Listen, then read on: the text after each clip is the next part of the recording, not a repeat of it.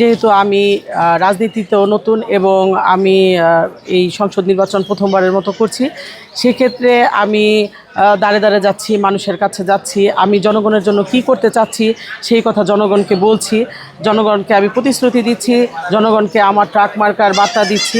আমার প্রচারণা আমি ফিল্ডের যেখানে যেখানে যাওয়ার আমি চেষ্টা করছি যাওয়ার। ব্যাপকভাবে সাড়া পাচ্ছি, কারণ আপনারা জানেন জুলাই গণ অভ্যুত্থানের পরে 5 তারিখে মানুষ ভেবেছিল যে একটা নতুন বাংলাদেশের আশা করেছিল যে গণতন্ত্র প্রতিষ্ঠিত হবে।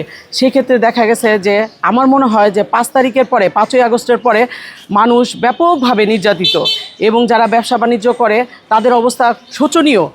আপনারা যদি বড় বড় ব্যবসায়ীদের সাথে আলাপ করেন, হয়তো তারা জীবনের ভয়ে, নিরাপত্তার ভয়ে বলে না, কিন্তু আমার মনে হয় যে আপনারা যদি একটু খবর নিয়ে দেখবেন যে তাদের ব্যবসা বাণিজ্যের অবস্থা খুবই খারাপ, শুধুমাত্র চাঁদাবাজির কারণে। এখন চাঁদাবাজি যারা করছে তারা নিশ্চয়ই সন্ত্রাসী, কারণ তাদের ভয়ে মানুষ কথা বলতে পারছে না। সেই জন্য আমি একজন প্রার্থী, একজন মহিলা প্রার্থী, এবং আমি প্রায় আজকে দীর্ঘ 13-14 বছর আমি নারী শিশু নিয়ে কাজ করছি। সেক্ষেত্রে ফিল্ডে আমাকে অনেকেই চিনে, এবং নারীরা, বিশেষ করে নারীরা আমাকে বেশি অ্যাপ্রিসিয়েট করছে।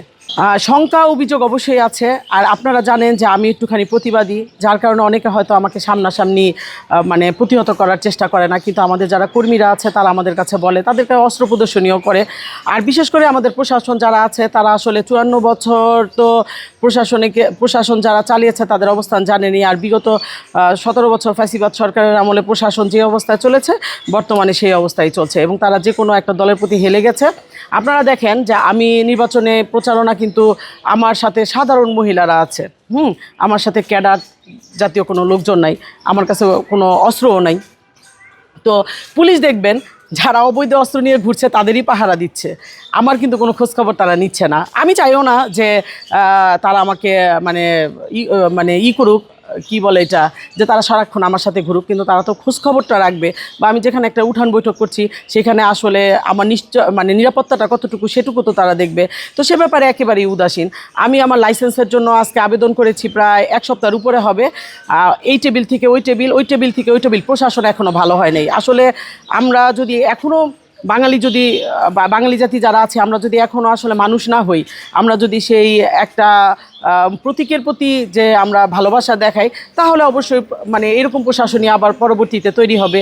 হ্যাঁ, এবং এই প্রশাসনের কাছ থেকে তো কিছু আশা করা যায় না। আমাদের প্রত্যাশা, জনগণের প্রত্যাশা, যেহেতু দীর্ঘ 17 বছর তারা ভোট দিতে পারেনি, জনগণ তো চায় তার ভোটাধিকার প্রয়োগ করার জন্য। কিন্তু অবৈধ অস্ত্র তো এখনই মনে করেন যে আমরা জানি, যেহেতু কতগুলো মার্ডার হয়েছে, তারপর অবৈধ অস্ত্র তো মানুষের হাতে হাতে আছে।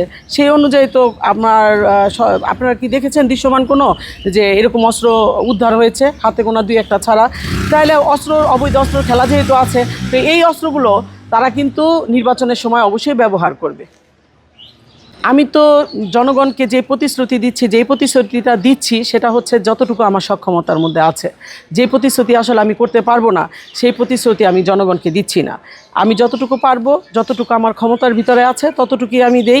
বিশেষ করে আমি নারীদের নিয়ে কাজ করব, নারীর অধিকার, নারীর আত্মমর্যাদা, নারীর কর্মসংস্থান এবং ন্যায় বিচার প্রতিষ্ঠা করব। আর সর্বপ্রথম আমার কাজ হবে নরসিংদীবাসী, আমি যদি নির্বাচিত হতে পারি, সর্বপ্রথম আমি চাঁদাবাজ এবং সন্ত্রাসমুক্ত একটি নরসিংদী করব। পরবর্তীতে আমি ধাপে ধাপে নরসিংদীকে, অন্তত সদরকে আমি একটি মডেল টাউন হিসেবে আমি জনগণকে উপহার দিব বলে আশা করি।